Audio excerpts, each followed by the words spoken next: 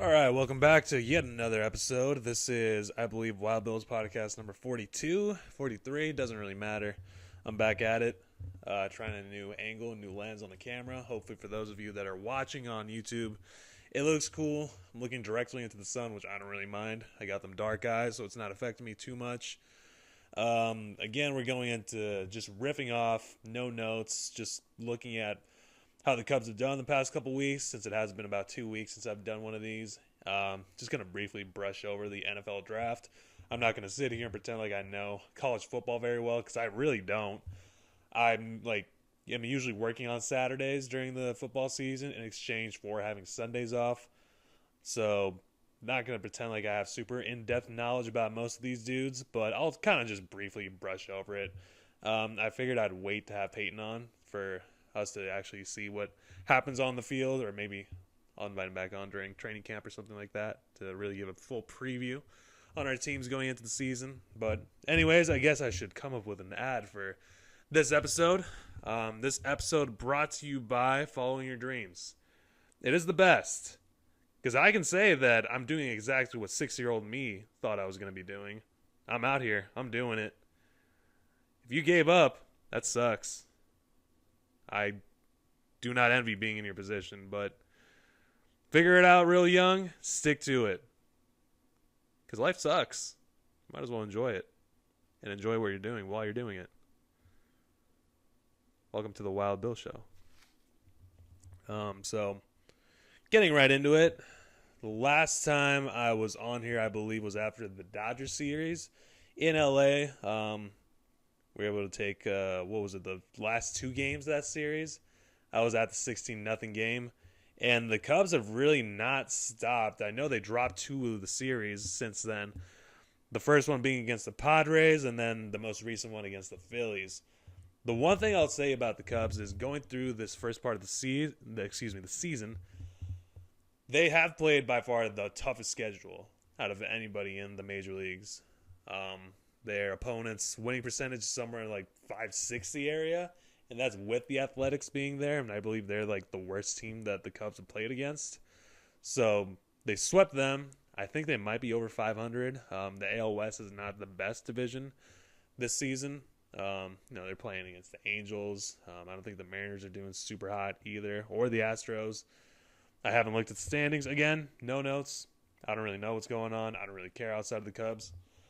But that being said, some of the craziest games we've ever seen have being played. That Friday game, I think it was the Friday game against Arizona, where I stopped watching in the 8th inning. I really thought that this was, typical Craig, just mismanaging the bullpen, bringing people in. It feels like sometimes these relievers come in and they give you very early signs that they're not going to get a single out in the inning. And I wish I would have written down who it was, but again, it's not what this show is based on. I'm just going off of what I remember. There's been times where relievers come in, they walk 3 straight runners, they tell you that they're not going to get a single out, and then they walk a 4th one. And that's just a free run and a bases loaded, no out situation. And I think Craig should be a little better about picking up those vibes right off the bat. I think analytics can get thrown out the window when you are able to fully comprehend and see what the vibe is of the inning. And I think that's something that not just Craig Counsell, but other managers in the league could be a little more in tune with when they see their pitcher out there struggling. I know I feel it on the couch. Not that I really know anything. I'm just sitting here in my 1-bedroom apartment that I share with my girlfriend in Los Angeles. But sometimes you can just feel it. Sometimes you can see it. You can tell by the look in some of the pitchers' eyes that they just don't have it. And that's fine. It's fine to not have it. Just got to be honest with it and, not expect too much out of the guys in these certain situations and have a backup plan ready. That being said, what a crazy game that was. Crawling back, it was intense, dude. Like I said, I rage quit on that game, so I didn't actually see the comeback, but I did hear, the very end of it through the radio because I couldn't bring myself to finish watching on the TV. Got the call from Pat Hughes, classic. And then, taking the season series from the Arizona Diamondbacks, a fine team by every single measure. That was great. Taking the 2 games against the Dodgers was amazing. That first game was absolutely incredible. I did actually watch that one from front to back, from the first pitch to the very end. That was awesome. The Miguel Amaya clutch home run to continue the game with 2 outs in the ninth is going to live forever in my brain. It's going to be right up there with David Bodie's walk-off grand slam being down 3-0. Miguel Montero's a grand slam. Even though, obviously, the situation is very different being in the regular season. I'm super happy the Cubs own tiebreakers over both the Diamondbacks and the Dodgers for a potentially end-of-the-season playoff seeding. Maybe they have, the same record at the end of the season. That's huge. I'm not sure if they also base it off run differential, and I think that's something that the Cubs are relying super heavily on because I think they still have the best run differential in the entire league. So that's pretty cool. And it feels like the rotation is pretty solid right now. Especially, I had my worries when Justin Steele went down with his elbow injury. He had successful surgery, which is cool. Hoping that he has a speedy and good recovery, and he'll be back on the mound pitching like we all know that he can for 2026. That guy's a dog. Him and Schroeder are 1A and 1B. I feel confident having either him or the other guy on the mound on any given day, and having him out is a major blow to our rotation depth. But when you're as stacked and as deep for starters as the Cubs seem to be, I mean, Matthew Boyd is great. Jameson Taillon threw a hell of a game last night against the Phillies. The offense just wasn't able to pick up the bats and give him the run support that he probably deserved. Obviously, Shota, Ben Brown might not have his stuff every single night, but he's trying, and he's somebody that I think the Cubs are willing to give time to develop for a little bit because he's got some nasty stuff. He's got a lot of movement on his off speed, and he has a pretty good fastball. So as long as he can locate, I think he'll be able to develop pretty well and fit in super well with the rest of the rotation. And that is that. There has been some defensive miscues. I know I did want to touch on Gage Workman. I said in some of my previous episodes, especially during spring training, that Gage Workman should be on the Major League roster. That is an instance of spring training being extremely deceiving. I think he batted somewhere around 350 during spring training. Didn't hit nearly that in his appearances here with the Cubs in the major leagues. And he obviously made a few costly errors to lead to some unfortunate endings for the Cubs in a couple big games already in the season. And I don't think I've ever seen anybody be this swiftly taken care of, at least in recent memory. I mean, Nick Madrigal stayed on the team forever. And Gage Workman made, costly mistakes for 2 games, and they designated him for assignment. He's on the White Sox now. And I appreciate his message saying that he wants to beat the Cubs now. Probably the worst place he could be for that. Probably the place that you can't really say that about anyone at the moment, considering the state of the White Sox. But I appreciate it. I'm glad we were able to make that good of an impression, knowing that he's, on the other side of town. It's a tale of two cities. It really is right now. The best of times, the worst of times. The Cubs are exciting. The White Sox, as it stands right now, I just looked at the standings. They're 7-21. That sucks, man. I kind of wanted to see them improve a little bit this season. It's not fun to see the crosstown rivals suffering that terribly. We'll be rooting for them the rest of the season. I don't think it really hurts.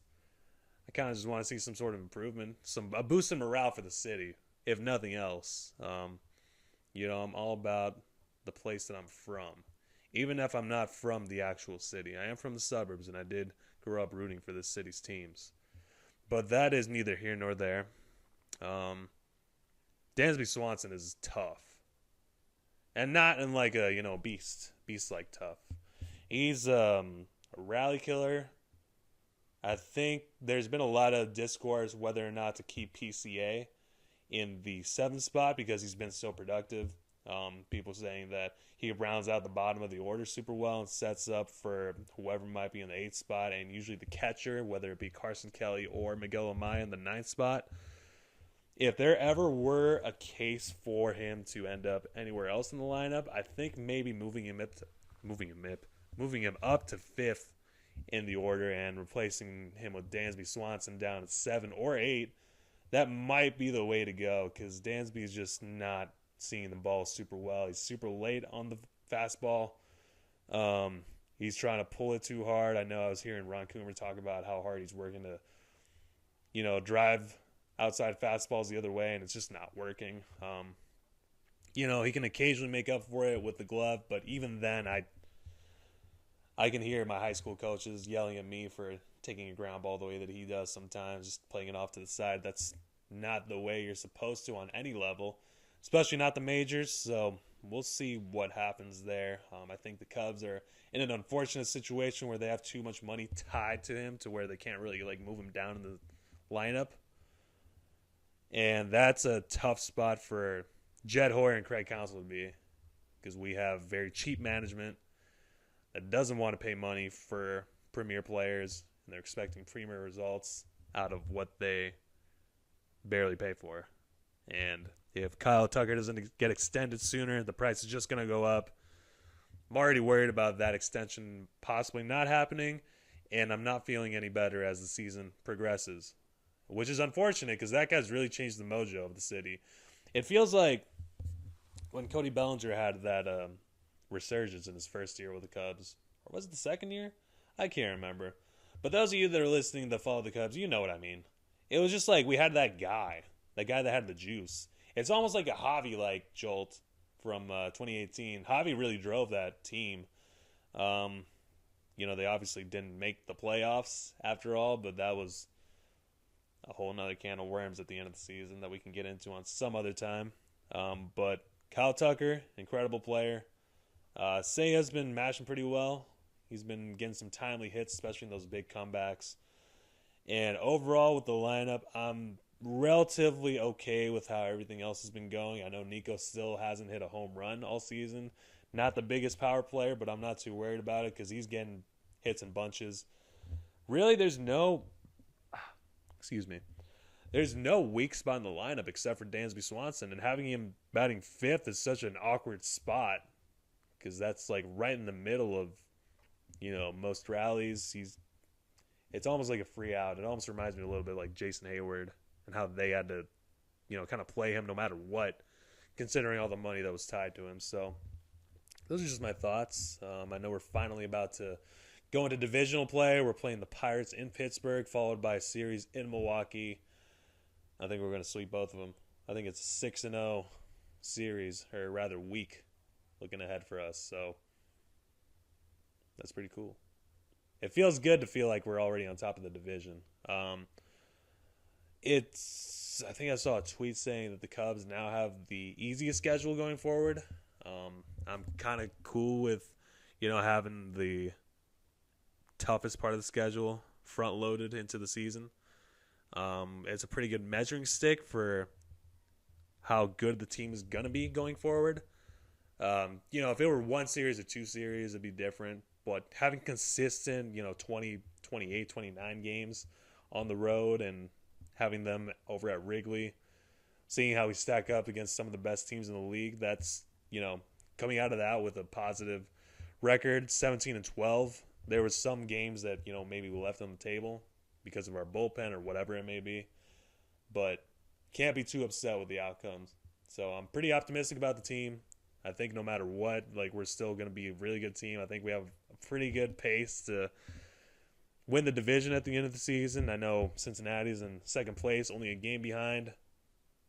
We'll take care of them when we're at the Great American Ballpark like we always do. So I'm not too worried about them. So optimistic about the Chicago Cubs so far. I guess we can brush on the NFL draft. I'll pull up a list on all the guys that were drafted by the Bears, and I'll give just a quick reaction to it.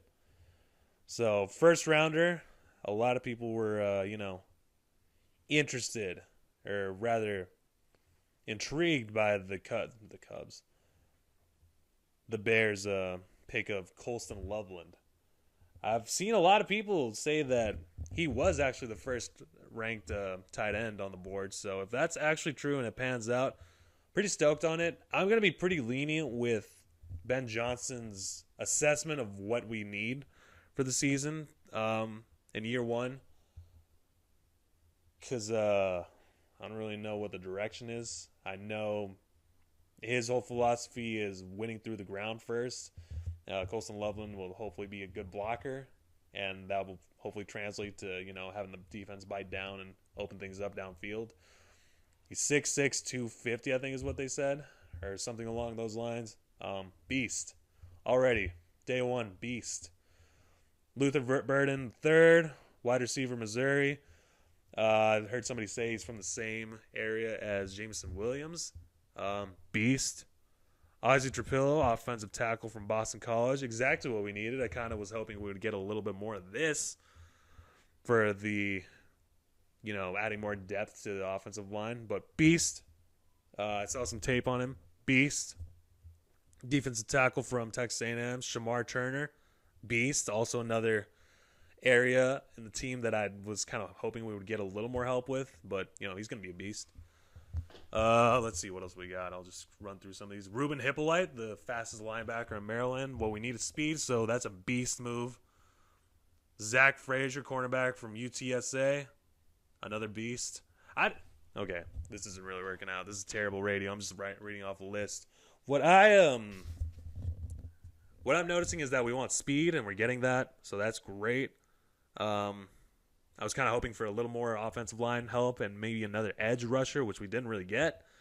So I'm a little confused about that. I know we were able to plug up some of the holes. We had Grady Jarrett, an interior defensive lineman, signed, and we basically reconstructed the entire interior of the offensive line with Dahlman, Joe Tooney, I can't remember the other guy, Jonah Jackson.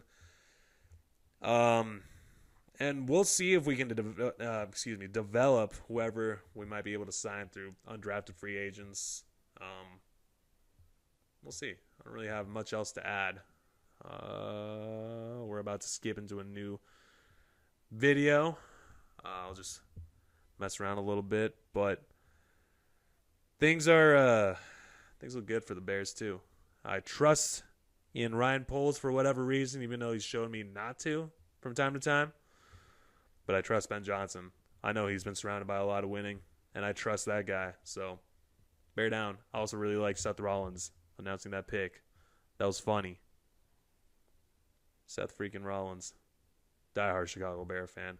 Also, a beast. So, that's all I really got.